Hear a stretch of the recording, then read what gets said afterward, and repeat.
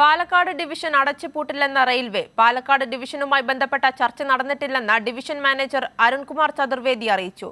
സച്ചിൻ വള്ളിക്കാട് വിശദാംശങ്ങളുമായിട്ട്. സച്ചിൻ, ഈ ഡിവിഷൻ മാനേജറുടെ ഭാഗത്ത് നിന്ന് വ്യക്തമാകുന്നത് എന്താണ്?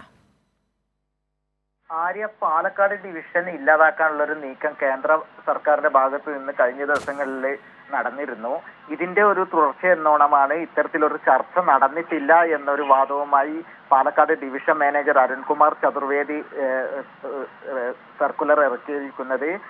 പാലക്കാട് ഡിവിഷൻ നഷ്ടത്തിലാണെന്നും ഇതിന്റെ ഭാഗമായിട്ട് അടച്ചുപൂട്ടി പാലക്കാട് ഡിവിഷനെ മംഗലാപുരം അതുപോലെ തന്നെ കോയമ്പത്തൂർ ഡിവിഷനുമായി ബന്ധിപ്പിക്കുക എന്നൊരു രീതിയിലാണ് ചർച്ച നടന്നിരുന്നത്.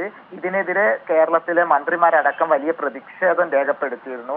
ഇത്തരത്തിൽ ഉയർന്ന പ്രതിഷേധത്തിന്റെ ഭാഗമായാണ് ഇത്തരത്തിലൊരു സർക്കുലർ ഇറക്കിയിരിക്കുന്നത്.